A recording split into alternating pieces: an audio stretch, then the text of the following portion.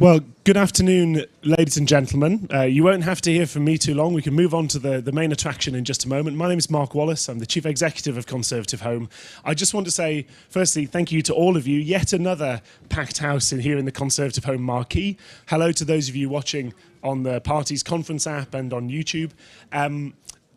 You'll all get the opportunity to put forward your questions to this event in a moment. It's a great example, this discussion that we're hosting in partnership with the Coalition for Global Prosperity with David Davis, of exactly what ConservativeHome was set up all the way back in 2005 to do, and what we've always tried to do right to this day, which is to ensure that we're bringing the very highest quality of political and policy discussion, every single aspect of the Conservative Party and the movement around it, not just one particular wing, one particular angle, to the members and the voters and the people around the country who make conservatism and the Conservative Party what it really is. So thank you all for coming along to take part in that.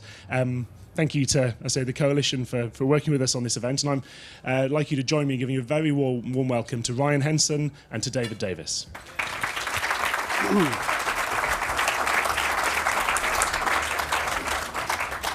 Thank you so much, Mark. Can everyone hear me loud and clear? Yeah, great stuff. For those who aren't familiar with our work, the Coalition for Global Prosperity brings together military, business, faith and political leaders who believe that an effective development budget, working alongside an active defence and diplomatic strategy, keeps Britain at the forefront of saving lives, alleviating poverty and bringing freedom, security and prosperity to those who need it most. And it's a real pleasure to be partnering with ConservativeHome again. This time last year we partnered with ConHome for an event with Sajid Javid, but I was in my spare bedroom, so this is a vast improvement already. It's not a bad spare bedroom. And of course, we're absolutely delighted to be we're here with David Davis, who's a real legend of the Conservative Party. I will embarrass him by saying I voted for him in 2005 as a raw 18-year-old young Conservative back in that leadership election. So this is surreal. Where were the other 70,000? And actually, my first question to David was going to be, how did you enter politics? What went through your mind when you entered politics? And David said to me just before the event began, I don't like talking about backstory, but I've broached the question now, so perhaps we can start there. Yeah, well, the reason I said that was it's become fashionable to talk about your backstory. Everybody now has a poverty-stricken origin in their backstory. I mean, and of course the press are gullible about it. The press believe that Angela Rayner is a normal working class, a normal member of the working class. Of course, not true. The normal working class are not so rude as to call people scum for a start. Let's get it in context. Backstory, let's deal with that, right? I was born, son of a single mum, back in the late 40s when it was somewhat of a stigma. They kept it from me until I was 12 years old. They had to explain to my school every time I went somewhere, why my name was different from theirs, and I didn't even know it was. Then sort of brought up by my grandparents, unemployed in a prefab, and then had the really good luck to go to grammar school. And that's where it sort of started. But the origin of my interest in politics probably starts very young. My grandfather was a communist. Member of the Communist Party, leading member of the Communist Party, had actually been locked up, been in prison 6 months, twice. Once for, what the magistrate said was he had done his best to stop the riot, but he was being locked up as a ringleader of the riot. So, that's British justice for you. And the second time, chaining himself to the railings of Number 10. I've sometimes been tempted myself, but he did that at the end of leading a hunger march from the northeast. Anyway, so when I was very young, I was, around me, without even knowing it, was him quoting Marx or some esoteric stuff like Rubaiyat of Omar Khayyam. I mean, I can remember clips from that. So I was sort of immersed in it. But I didn't really take a big interest, except like all of us do, following the news and so on, until I got to university. And I was at university in 1968, which for those of you who are old enough was the time of the Sorbonne riots and sort of an insurrection, really, through the universities of Western Europe and America. And up until then, I thought of myself as quite left-wing. But I thought I don't believe in these sit-ins and riots and so on. So I turned out at Warwick University to be the only person arguing against these riots in rooms probably 3 times as big as this one, but with 1,000 people in them. It's quite intimidating when you learn your politics, and that's really where it started. And I then became the Conservative leader at that university. Then I became the national chairman of the Conservative students. This was when Ted Heath was the Prime Minister. I used to see him 4 times a year. And actually now feels a bit like that, to be frank. We'll perhaps come back to that later. And then after that, the party sort of swept me up, and I continued to have an interest in politics, and eventually just stood for an MP in East Yorkshire, and was very lucky to be returned by a fabulously conservative part of the world, which most people never visit, but it's beautiful. But don't come, because we quite like it as it is. And the reason I was so interested is because we hear lots from parliamentarians now that they take a particular stance on a particular issue because their background points them in a certain direction. Did your background shape your politics, or was it just your background? I don't know. How can you know these things about your own psychology? I mean, my normal response to why you take up politics is a long family history of psychiatric instability. But so I don't know. But you know, I grew up. I mean, everybody knows I was in the Territorial Reserve at a time when the big threat to Britain was nuclear destruction or being taken over by the Soviet state. You know, those options. Those are the big issues. It wasn't then particularly about low tax, low regulation, civil liberties, justice under law, all that sort of stuff. Until while I was a student chairman of the national chairman of the Federation of Conservative Students, Margaret Thatcher happened to be the Education Secretary at the time, and so I got to see her about 10 times a year. You know, it took about 3 years to recover, and as I say, I saw Ted Heath, but the issues then were different. You know, but then Thatcher comes along, and up until then, Britain was sort of on a spiral of decline. It felt like it was inevitable that Britain would decline, that the socialists would win the argument. You know, Heath had famously given in to the left argument and abandoned the Conservative Manifesto. You may sound familiar, and so everybody thought, you know, that their job was managing decline. And along comes Margaret and said, no.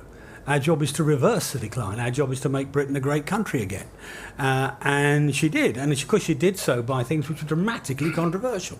You know, all about the miners' strike, but, you know, the budget of 1981 was incredibly controversial. The Chancellor's PPS resigned over it, you know, that sort of stuff, you know.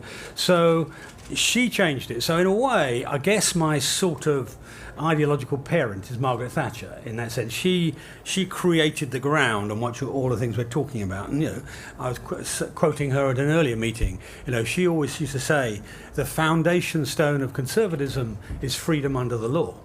And if you want to write something through my career like writing through a stick of rock, it's freedom under the law. You know, it's allowing people, the maximum, ordinary citizens, the maximum amount of their own money to spend, the maximum amount of freedom, the maximum responsibility for their own lives, for their children's lives. That's what conservatism's about. You know, it's about trusting people. You know, and that's not a soft maxim. You know, that means when people get the power to run their own lives, they either succeed or fail on their own 2 feet. And sometimes that's quite hard. You know, doesn't mean there's no safety net. You know, the old adage in my youth was, you know, it was a Churchill quote: "No limit, a ladder with a no limit to which a man or woman may climb, but a safety net beneath which no man or woman may fall." You know, and that's a pretty good maxim even today. Mm-hmm. Sorry, I've gone on too long. That's good, and it sets me up for my next question, which is very broad, but I'm sure we'll get a bit more deeper into it. Europe, your career has mirrored the UK's relationship with Europe to some extent, a whip during the passage of the Maastricht Treaty, senior minister in the Foreign Office, and fast forward some years, and the Secretary of State for leaving the EU. What was it like to have, well, not so much a ringside seat, but to be a leading actor in what has been perhaps the biggest debate in modern politics? Well, it was sort of a debate I didn't want to take part in initially. I mean, there are ladies in the audience, so I won't actually quote myself directly. But when John Major said he wanted to make me Europe Minister, my answer was, "You must be blanking joking." You know, and he sort of looked shocked. Nobody'd spoken to the Prime Minister like that before. You know, so it wasn't the sort of fight I was willingly involved in.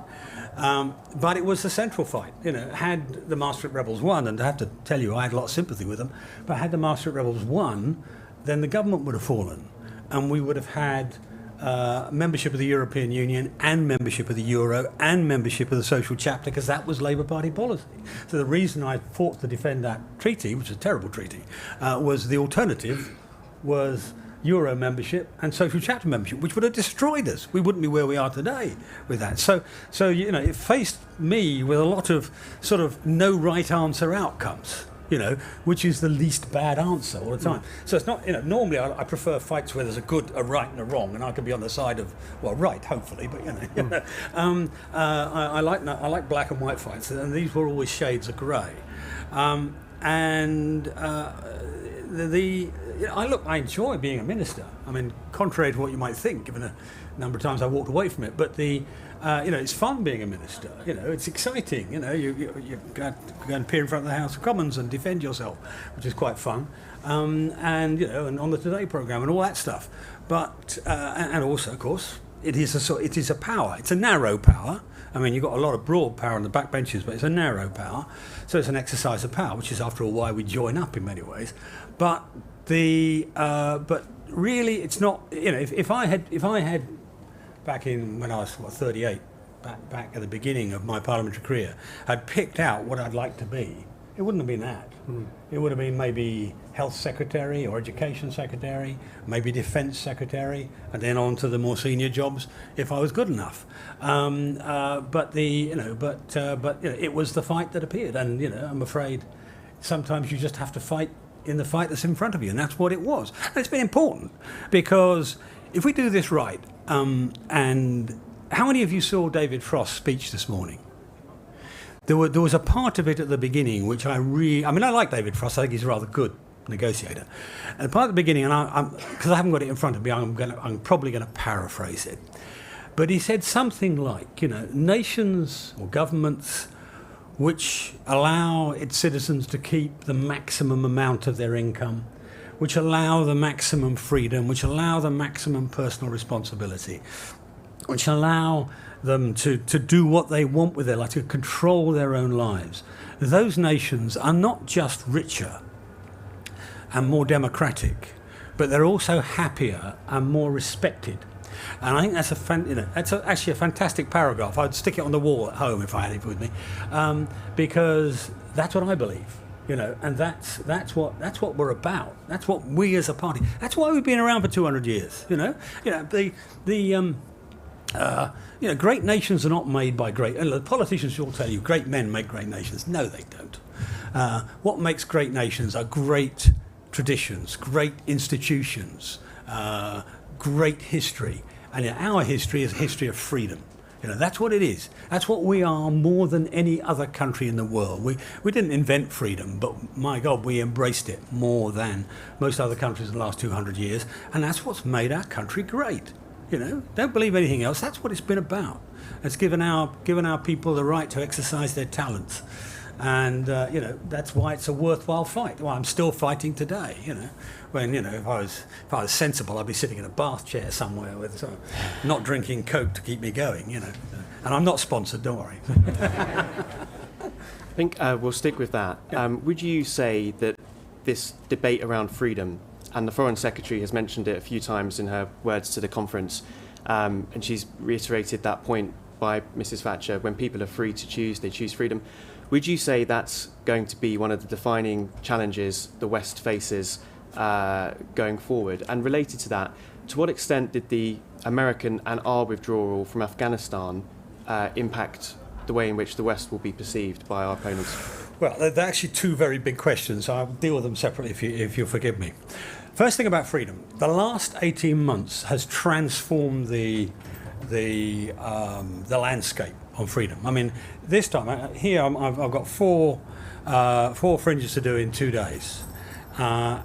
Basically, the government's operation in the last 18 months has made freedom popular. You know, you take something away from people, you make it scarce, they suddenly realise they want it, you know, and that's what's going on now. And so I think in all of the Western democracies, freedom is going to be a big issue. People are going to be fighting to get their rights back after 18 months of losing them. So that's that. And I think it's very important, and it manifests in all sorts of ways, but that's that.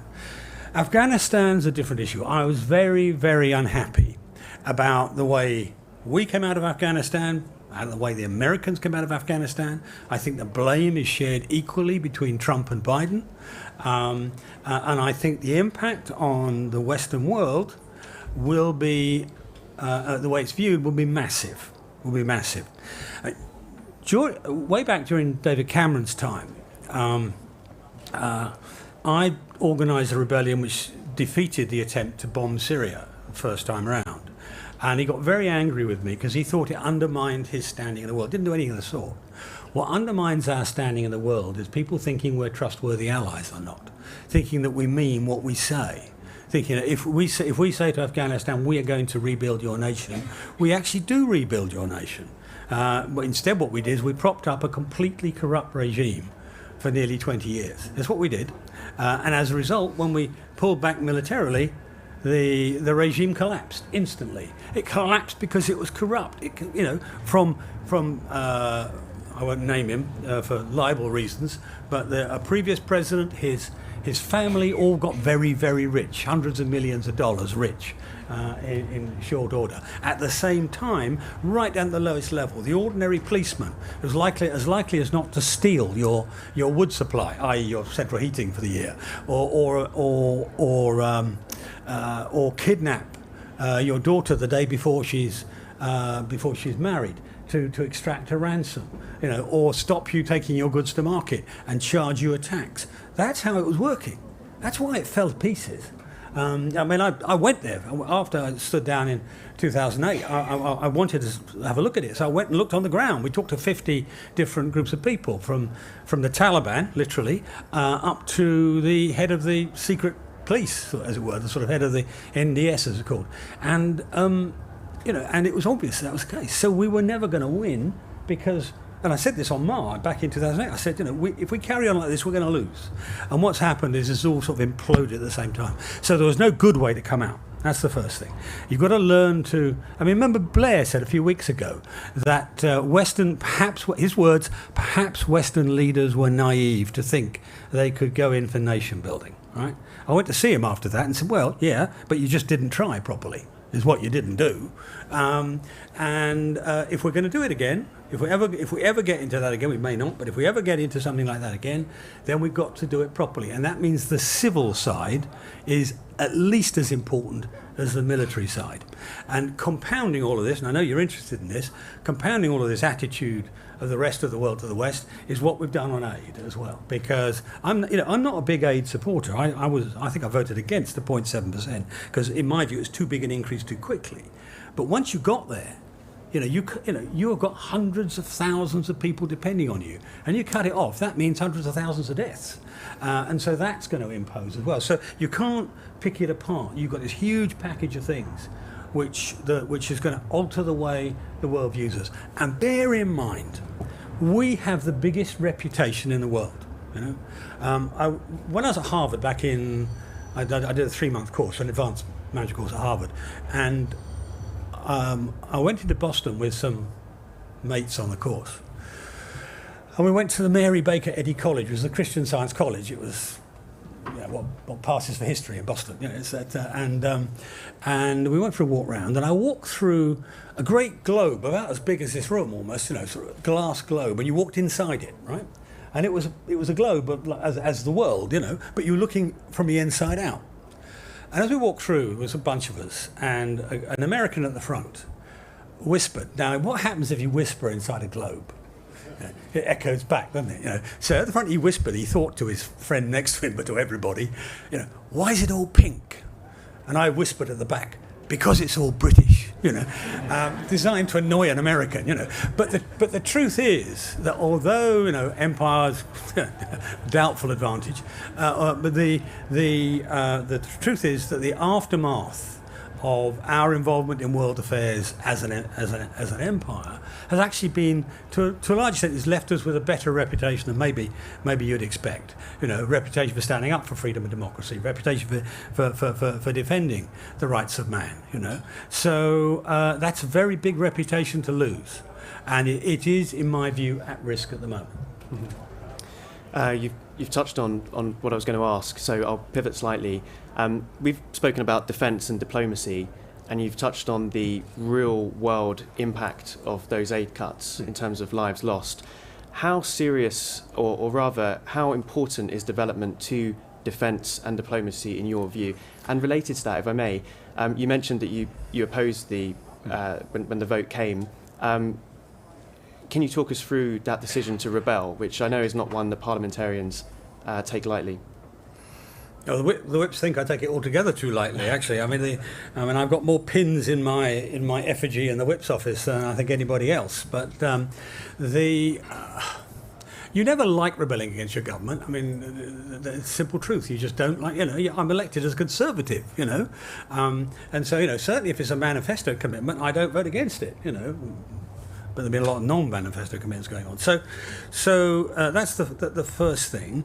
The second thing is this. I mean, I take a much more empirical view of this. I mean, there are people around. Some of my good friends are very, very pro-aid. And it's the sort of driving light of their lives.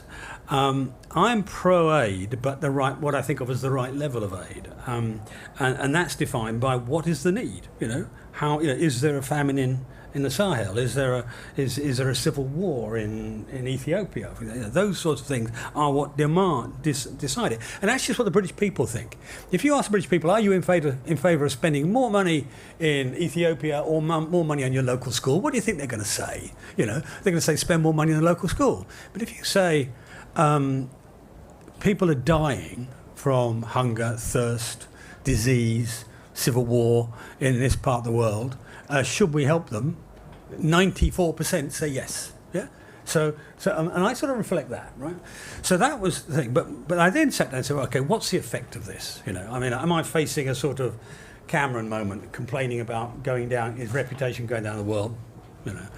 Or am I facing something more than that? And I sort of did the sums, and I can't be sure, but I think at least 100,000 people will die as a result of that decision, and that made the decision easy. One hand you annoy the whips, the other hand 100,000 people die, because I thought we were going to win. I thought we would win. We were quite well organised. Care of Andrew Mitchell was over there, quite well organised as a rebellion, but. Then it's a no-brainer.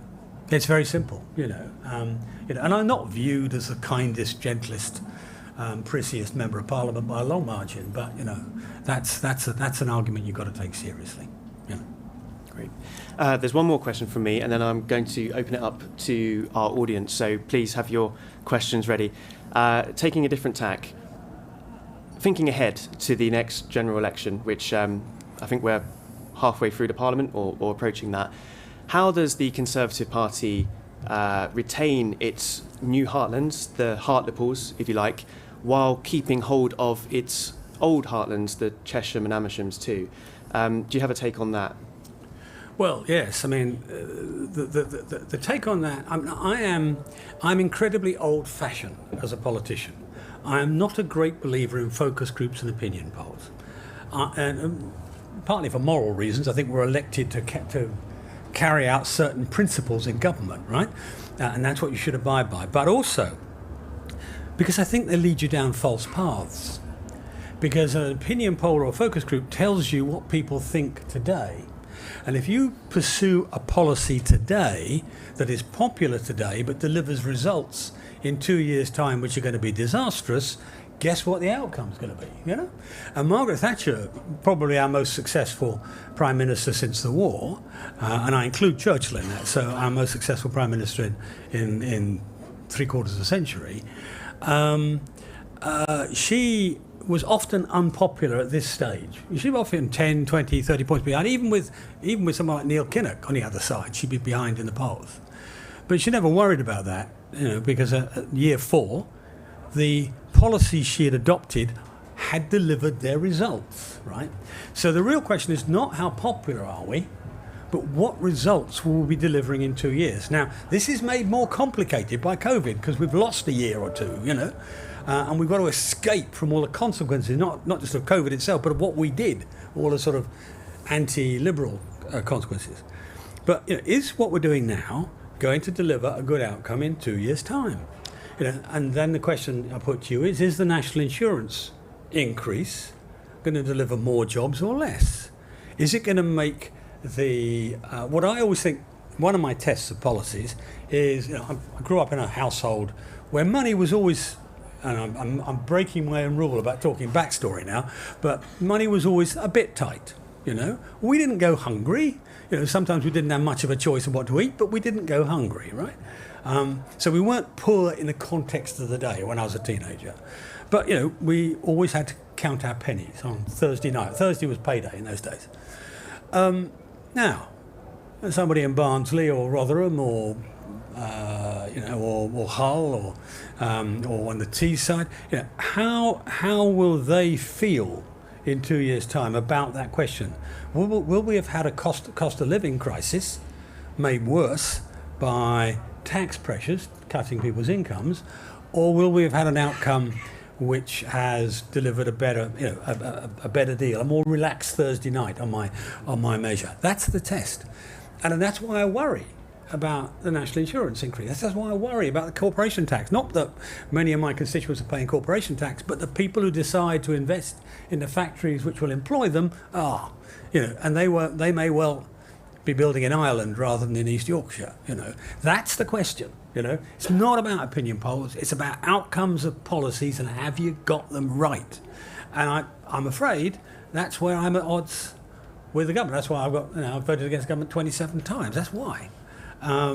Because, you know, I don't think it's important to follow those Tory policies just because they're in the manifesto. They were in the manifesto because they're good for the country, yeah? And if they were good for the country 2.5 years ago, they're still good for the country today. You know, we want low taxes, not because it means we're going to have no money for the health service. We want low taxes because the economy will grow faster, generate more tax, and have more money for the health service. So putting taxes up, there's a thing called the Laffer Curve. It's the worst named economic theory in history, but, you know, because it sounds like it's a laugh, and it's not. It's a Laffer Curve says, as you are beyond a certain point, you put taxes up, you get less money. And what we should be doing, what Rishi should be doing, what Rishi should be telling his Treasury officials to do is go find the taxes that when you reduce them will actually lead to more. You may or may not remember Nigel Lawson, the greatest Chancellor since the war, without doubt, the greatest Chancellor since the war. He cut the top rate of tax. He cut the tax on the top 1% and he cut the tax on the top 10%. I thought it's a fantastic idea, not because I'm particularly sympathetic to those two groups, but because the result of it was both the top 1% and the top 10% ended up paying several times more tax as a result, right? Instead, what we're doing is putting at risk investment, putting at risk employment, and also just leading the sort of well-off to employ more tax accountants or move their money abroad, or in some cases move abroad. I'm going to tell you, a guy I know, I mean, he paid hundreds of millions, so he's rather well off, but he moved to Paris. Why? Because basically Macron, the French government, thought, well, we're going to try and get as many people from the city here as we can. He pays no tax for the next 6 or 7 years. No tax. And they gave him the phone number of the permanent secretary at the French Treasury, just in case somebody tries to pick on him. So, you know, that's how this competition goes on. So we have to devise a strategy which uses those things that David Frost was talking about, uses that freedom, you know. And now look, we've got the best example ever of we've got two of them, of deregulation working. The vaccines. Deregulation didn't make us less safe, It made us safer, you know. And in this haulage crisis, in which we're all arguing about who's to blame, what did it do there? It allowed us to create 30,000 more testing places at HGV by dropping another regulation, which we couldn't have done if we'd still been in the European Union. So, you know, these things, the things we believe in, work. So why don't we just carry on and do them? And if we do, then we'll win easily next time, because Starmer's not really a problem for us. And if we do a good job, and don't make people think, oh, we've got to have an alternative, if we're going to do a good job, he won't even touch us. Thank you very much. Right, questions. Who would like to go first? Yes, Ollie. Just gentleman here in blue shirt. Hi, my name is Ollie Phelan from the International Rescue Committee. And you talked about the aid cuts, the importance of the development in a well-rounded strategic foreign policy. So I wondered what your perspective was of Liz Truss coming in as a new Foreign Secretary, and what would be the message that you would give to her as she kind of embarks upon her role? Well, I sort of don't need to, in a way. I mean, Liz sort of starts from a similar ideological position, if we must use that word, or an idealistic position to me. She believes in freedom. She believes in the rule of law. She believes in democracy, and hopefully that's what she is going to be promoting. She believes in free trade. I mean, remember, the thing to remember is the greatest event in the history of mankind, and I say this without blushing, the greatest event in the history of mankind happened in the mid-1990s. Yeah? It was basically the Uruguay round. It was the opening up of free trade for the world, right? I simplify, but near enough. And as a result, 1.5 billion people were raised out of absolute poverty. That's why I call it the greatest event in history. Well, nobody noticed it. No historian will talk about it, you know, but that's what it was. You know, fantastic change, you know, and she's a believer in that. So that's sort of number one, you know. Number two, she is going to be constrained, as any foreign secretary is. I mean, the government's policy is to restrict aid. Hopefully she'll fight against that and try and get more useful aid, and to redirect the aid we've got away from other international organisations and towards the emergency support, because that saves lives, you know. But I think she's going to be pretty good. Now, I say that, I'll just make one caveat. Any foreign secretary, I was lucky enough to serve under a foreign secretary who had the job down to his fingertips, Douglas Hurd, because he'd been in foreign affairs all his life, and so after 30 years he went there. So when he opened his box, the first half of it he could do almost instinctively. When he got to the difficult bits, it would take longer. So he had the time to think about that.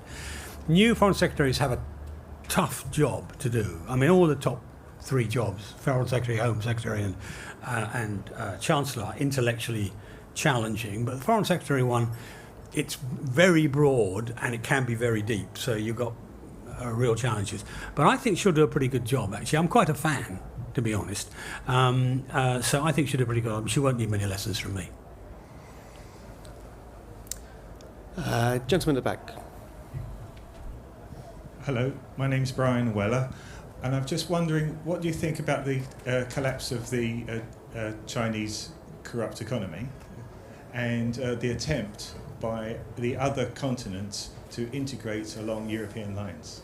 Which continent are you talking about? They've got the Gulf Cooperation Council, the African Union, yeah, the organisation. I see what you mean. All right, okay. I mean, look, I think it's a very interesting, very deep question. I can only give you a short answer.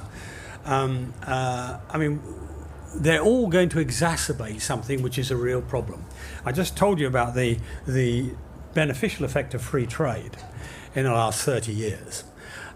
We are entering a period of mercantilism, you know, of people trying to protect themselves. So the Europeans are mercantilist already. I mean, the single market is not a free trade exercise, it's a protectionist exercise. That's what it's about. It should be called the single regulatory area, really, because it's designed to keep out competition. The Americans have always been protectionist. They always talk a free trade story, but they actually behave in a protectionist manner. It doesn't matter what president there is, really. And they're doing it now. I mean, 3/4 of Chinese exports to America are under tariffs. The Chinese, the same. They will be more protectionist than they already are. And bear in mind, they carry mercantilism to a modern art form, because it's a combination of protecting their markets, controlling their own companies, stealing foreign intellectual property. All that's a mercantilist game. And so the real big risk is that it'll make all of that worse. All right, and it gives us a real problem, because naturally you would believe, from me, that I want us to be complete free traders, and I'm broadly, in a theoretical world, I do. But if you are a complete open free trader in a world where everybody else is basically a pickpocket, you're asking to have things stolen from you. So we've got to do a balancing act between promoting free trade, getting as Liz has been doing, getting as many free trade agreements in place as we possibly can, right? But at the same time, not letting ourselves be taken for a ride and losing our intellectual property or offshoring all our business. One of the big strategies, it's not an answer to your question, but it comes off the back of it. One of the big strategies we're going to have to do in the next few years is onshore some of the business has gone offshore. Now you might think, how the devil are we going to do that? But the truth is that the labour cost advantage that China has will become minimised if we can get high investment labour in this country. So you're going to get one British worker, one British worker doing the work of 10 Chinese workers, in essence. So lots and lots of investment. And in that way, we may well be able to onshore business. I mean, in my constituency, I have a little fireplace manufacturer, right? They make fireplaces. There used to be a memorial stonemason, make tombstones, but they moved on from that. It wasn't a growth business. So they made fireplaces, and they lost half their trade to China, and then they invested in these fantastic CNC marble cutting machines and so on. So they had these terrifically good craftsmen who will make one copy of a beautiful new fireplace. And then the CNC thing will make it 100 times, and that's, we're going to have to do all sorts of things like that in response to all these different pieces of the world trying to play a mercantilist game against us. So complicated, difficult, but I think, we can win this, and being outside Europe allows us the freedom to win it. Obviously, you like the answer. Lizzie, woman in the purple dress. Thank you, good afternoon. I'm just wondering, you mentioned you've been in politics for a long time, you've voted against the government numerous times. Looking back in history or over your times in politics, is there one thing that you decided to do that now you look back and go, maybe I was wrong at that time, even though I felt right at the time? No, I got a fantastic, perfect record. Of course there are. I mean, I can't think of them off the top of my head, but of course we all make mistakes, And I don't blame the government for making mistakes. I mean, one of my criticisms of the government is the coronavirus emergency legislation didn't particularly it gave them new powers, but they already had those powers under the emergency, other civil contingencies legislation. But what it did give them was the right to do these things without coming to Parliament, And Parliament's actually very good, because you've got 650 people there, all of them trying to trip you up. Now, this may not sound like a good process, but if you're a minister, it really is. Because it means before you come, you try and think out the answer to every question and every weakness in your policy, and more importantly than that, all your clever civil servants who are 10 times as bright as you are, do it as well, because they don't want you coming back grumpy because you've fallen over in the house. So to some extent we're protected by the institutions, but my point about, it's not great men, it's great institutions, is in Parliament too. I mean, broadly speaking, when I've been wrong, I've lost. Broadly, but there is. We all make mistakes. That's the point of the quote. Well, it's not a quote. I made it up. But that's the point of the assertion. Great institutions protect you from big mistakes. Just front row, Richard Darlington.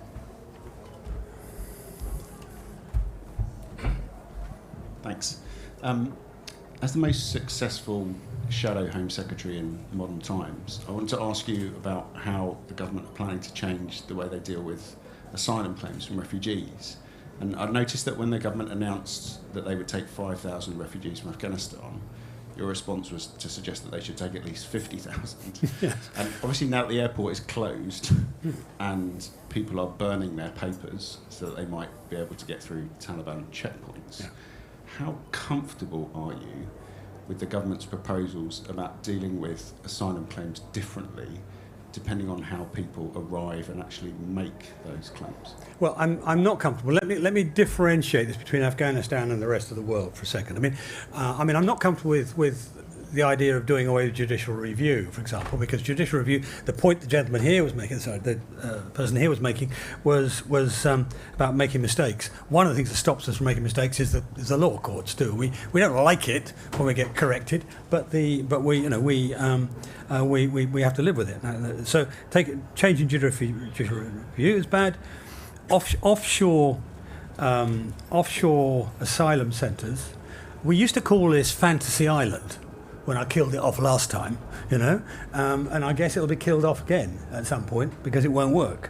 But the idea now, to put it in direct context of the Afghans, that we're going to take people who had to flee Afghanistan because they were trying to make a working state, working for us probably, either as a member of their special forces, some of whom have been executed and beheaded already, or working as a government official, trying to make this state work and so on, working for us or acting as our interpreters. Our response to them is, right, you can sit in Nauru or wherever, that's what the Australians do, whilst we think about you, it makes my skin crawl, frankly. And that's an emotional reaction, it's not a rational one, but we're going to have to decide there's a special case for Afghans. And there are, by the way, a lot of Afghans putting themselves at risk crossing the channel at the moment. So I would flee under those circumstances. That's the test. What would you do? I would flee Afghanistan. I would burn my papers. I would try and cross the border at night, and then if that meant I had to go up through Greece and so on and get to Calais, and I'd been working for the Brits, I'd be doing it too. Now, ask yourself what you would do, you see. And that's a very, very good test of whether a policy is moral or not, okay, or ethical or not. And at the moment, I'm not comfortable it is. Now, don't get me wrong, I'm actually rather a fan of Priti Patel, but she got the nightmare of a problem to solve. But I don't think they've quite got it right yet. And watch this space for my next 27 rebellions. Next questions. Gentleman here, front, middle. My name's Nathan. I was just so obviously you said Rishi Sunak. He's raised corporation tax. You've raised national insurance. We've locked down the country for 18 months. So I was just asking, do you think there's still a big difference between us and the Labour Party at the moment? And if so, what are the differences? Well, fortunately, nobody knows, because nobody knows what the Labour Party stands for at the moment, right? That's the sort of first answer. And that's the sort of saving grace for us, frankly. But governments, when they acquire powers, hate to give them up.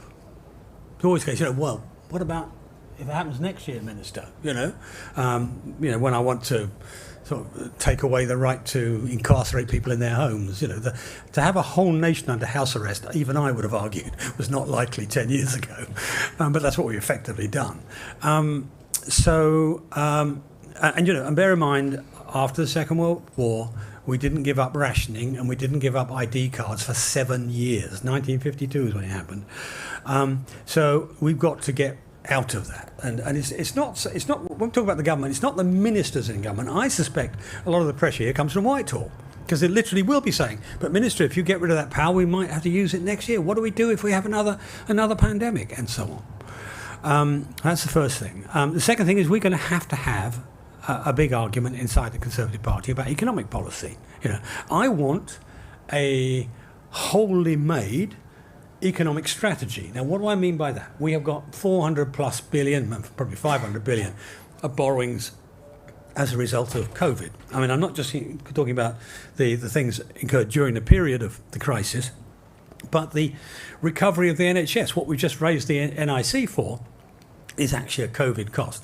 I would put all of those costs in one big bundle, and I'd say, like 1945, like 1918, we've got to have a war loan. And it's going to take 50 years or even 100 years in the case of 19 to pay back. And once we've sterilised that, if you like, it's taken it off the short-term balance sheet, then we talk about how we balance the current balance sheet, how we balance the current account. And we do that by, ideally, in my view, reducing taxes to get more economic activity, to get more return, and make the most of post-Brexit. That's how I would do it. So, but I want to see, however we do it, I want to see a whole strategy. I don't want the Treasury keep saying, oh, we're in deficit. Of course we're in deficit. Oh, we're in deficit. We need to get more money in. They always do that. That's what. When did you ever hear a Treasury official say we don't want any more money? You know, doesn't happen, does it? So I want to see a whole strategy, and so far I've seen pieces, you know, and it worries me that those pieces are designed by focus group and opinion poll. I mean, take the national insurance increase. The one tax that you can get the public to say they agree with, the one tax, other than ones that don't apply to them at all. I mean, people will, yeah. But the one tax is if you say we want more tax for the health service or social care, right? Or pensions. National insurance, people think, one of the great confidence tricks of the post-war world is that national insurance pays for your health care and your pension. No, it doesn't, you know, at all. It's all gone by the time you get to retire anyway. So it doesn't. But it's popular. So they've got this big increase in taxation. If it had been put on income tax, people would have been very cross about it and we would have gone down in the polls. And it's a very, very good demonstration of what I was saying earlier, that do the policy that works and makes you popular in 2 years' time, not the policy that makes you popular now. And one of my fears about our economic strategy is it's about current popularity and current acceptability, not about long-term viability. And that's a really serious distinction, and that's why I want a whole economic strategy. I hope we're going to get it in the budget, a whole economic strategy to deal with the whole entity and point our way forward and show how we're going to make the most of our Brexit freedoms. More questions? Yep, gentleman at the back. Thank you, Tom Guhar from Results UK. I'd just be keen to get your thoughts on why you think the effort to overturn the government's decision to do the aid cuts was unsuccessful. If there was anything you could do differently, what would that be? Oh, it's a sort of big. Well, look, first off, you've got a government with a majority of over 80, right? And that means you've got to get 40 people to decide to vote against the government and then hold to it while they're being rung up by the whips in the first instance, then the Inquisition, ministers, Prime Minister maybe. It's quite a tough backbencher who gets a call from the Prime Minister and says, no, I'm going to vote against you, Prime Minister. Yeah? So quite hard to do. You probably need... we probably underestimated how many we need. We thought we had 50 and it sort of evaporated. We probably need 70 next time. And so that's quite a big thing. Also, you know, Tories are naturally loyal. They want to support their government. You know, they don't want to vote down it. And they were told that this was an important piece of the economic strategy. No, it wasn't, but that's what they were told. You know, at the same time as we cut the billions from aid, we're spending hundreds of billions on HS2. I mean, they kept asking where you're going to get the money from until I stood up and said cancel HS2. They stopped asking the question after that. You know, that's it's a tactical problem, and you know you just need to have lots and lots of spare resources. I'm afraid. I don't think Andrew Mitchell could have done it better, frankly. He did the best he could, and you know, it was a good fight to have, but we didn't win. I'd like to go next. Woman at the back. What do you think is next for the aid campaign, and have you got any advice for civil society on what we can do next?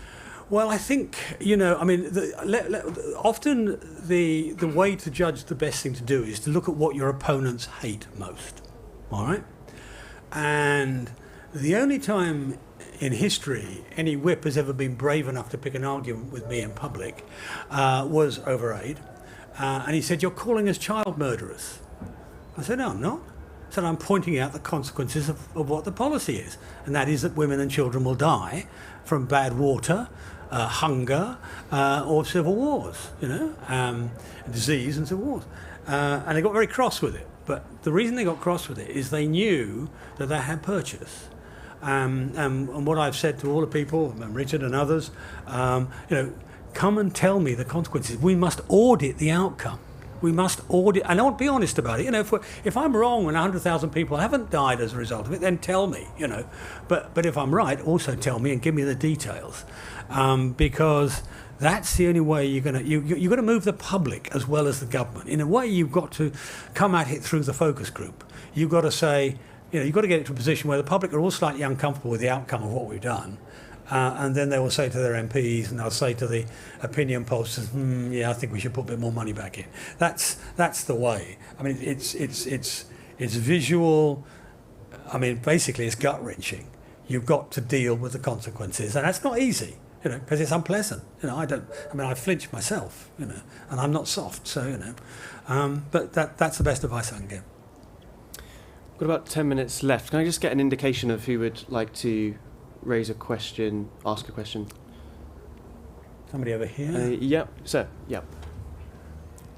Thank you. Talking about great countries made by great institutions, how much has David Cameron's Greensill Capital lobbying kind of shaken your faith in institutions, or our institutions, particularly in the light of Prime Ministers no longer staying in the Commons so long, with the exception of Theresa May? Well, yeah, I mean, Theresa's a good example. But traditionally in British history, Prime Minister was the last job you did in life. It wasn't a stepping stone to on a bank board or something like that. And I happen to be honest. Maybe I'm prejudiced, but I think that actually older ministers are a good thing. They've got more experience. They know more. They're not susceptible to the temptation, shall I say, that others have found. And of course, these people, when they retire, they get offered millions for things, and it's so it is a temptation. But no, I'm not worried about our institutions. I think people will always be fallible. Character is destiny, as somebody once said, and there's a good demonstration, the one you just gave. And I think that our institutions are strong enough to stand up to it. They caught it, they highlighted it. Nobody will do it again in a hurry. That's good institutions do not deliver perfection; they deliver correction. When you get something wrong, they deliver correction. As a country, we made loads and loads and loads of mistakes. Let me. Since we've got a little bit of time, let me pick you an example. And some of the members of the audience won't like this example, but all the better for it. For all of the 1700s, we had a terrible record in slavery, right? And all the sort of Black Lives Matter arguments and so on were true. We were because we were the biggest maritime nation, we were one of the biggest slavers in the world. Right? Then in 1807, our institution, the House of Commons, principally led by Wilberforce, but not just by Wilberforce. There were ex-slaves who were part of the campaign. There was the Methodists who were also part of the campaign and so on. We changed our mind. And we decided we're going to abolish the Atlantic slave trade, a really cruel trade which killed vast numbers of people even before they got to America, North and South America. And for the next 60 years, we committed 1/6 of the entire Royal Navy, the biggest navy in the world, to what was called the West Africa Squadron. And for 60 years, we fought a battle which is like the war on drugs today. Nobody thought we could win, right? And there was a technological arms race, faster and faster ships, the slavers getting fast ships, and a little old British frigates trying to catch up with them and so on. And so then we'd capture one and then we'd keep it and use it to chase the next one. It's a tale of daring do, heroism on a grand scale, Navy captains being sued by slave owners for arresting their ships, Navy captains making up the policy on the fly, because Parliament's a long way away. And all of that, for 60 years. And guess what? We won, right? So there's the institution took British standards of civilization, which we'd sort of blinkered ourselves to in the 1700s, and said, actually, we can't do this anymore. We've got to be proper, upstanding citizens. And I wish we taught this in school, actually, because it's a great demonstration of how our Parliament imposes eventually, not our government, our parliament. Remember, it wasn't the government that drove it. It was Wilberforce, a backbencher, that drove it, right? Our parliament said, these are our standards of civilization, this is what we're going to do, and for 60 years we did it, you know? And we're the only country, it's the greatest foreign policy, greatest moral, ethical foreign policy, and the most expensive in the world ever. And it's successful. And that was our institutions working well. So remember, institutions don't give you perfection, they give you correction. And that's the important thing to remember. It's great. Sudden side of questions. Just here in the front row. Yeah. Thanks. Thank you. Thank you.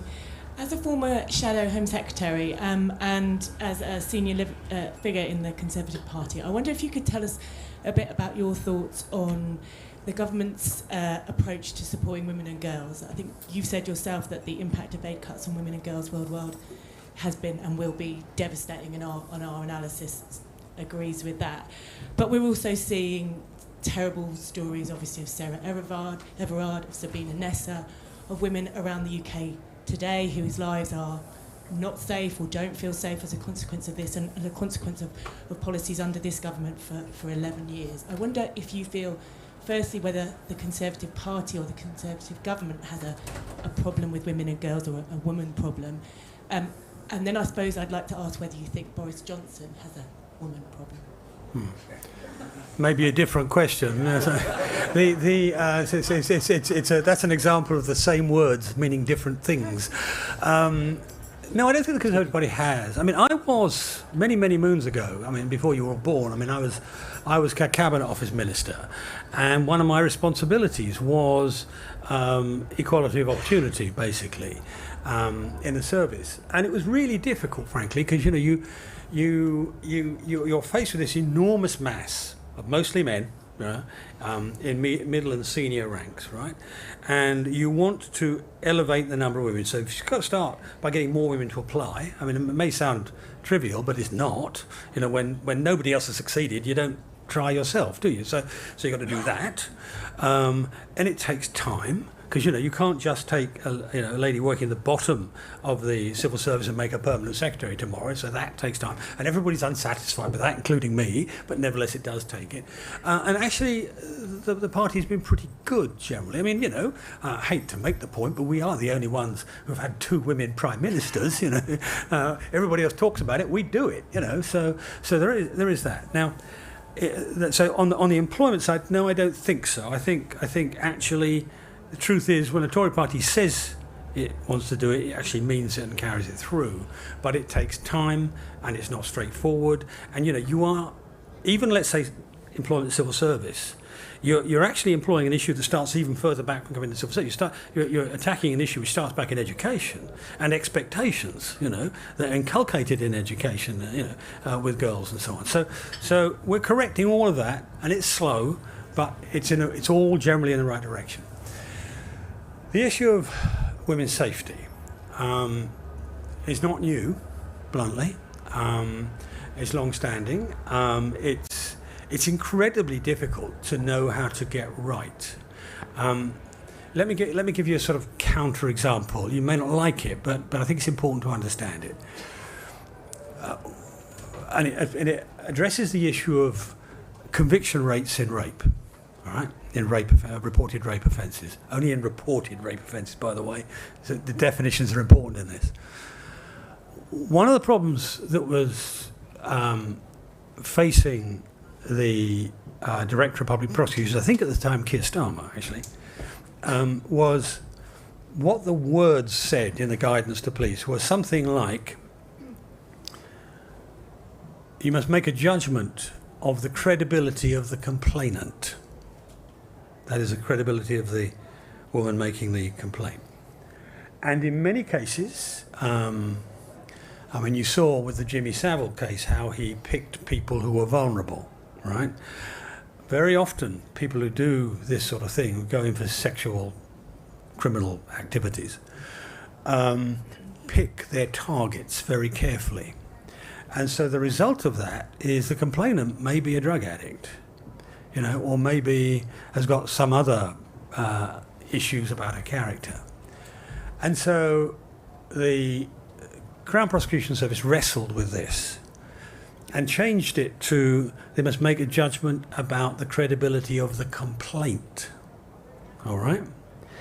Now, what that did was then encourage the police to say, let's say I have complaint A against Mr. Smith.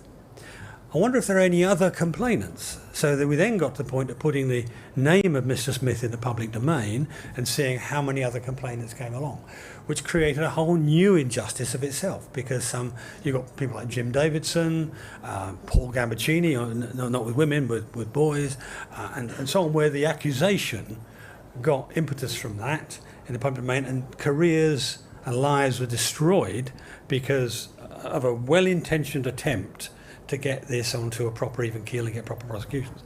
So it's harder than it looks at detail level, and generalities don't work in this. You really got to look at the detail. One of the things I'm going to ask one of my ex-DPP friends to do is to recommend to me his best most experienced prosecutor of sexual crimes, because I want to know from them why they lose in court. Is it because you've got prejudiced juries? Is it because of the tactic? What is it? So maybe we can solve that problem. One of the things I would like to see, and this I know will work, I don't need the research, is I want a lot more women police officers. I mean, the culture of impunity that we have in the police at the moment, which has been highlighted by the Everard case, but it's not the first time. There's been dozens of cases, and particularly the Diplomatic Protection Group, who were involved in all the Plebgate stuff, all of that, and other things like it.